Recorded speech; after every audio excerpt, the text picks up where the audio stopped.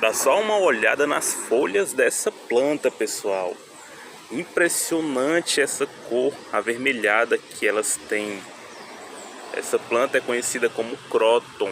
Esse cróton aqui, quanto mais sol ele pega, mais avermelhada as folhas ficam.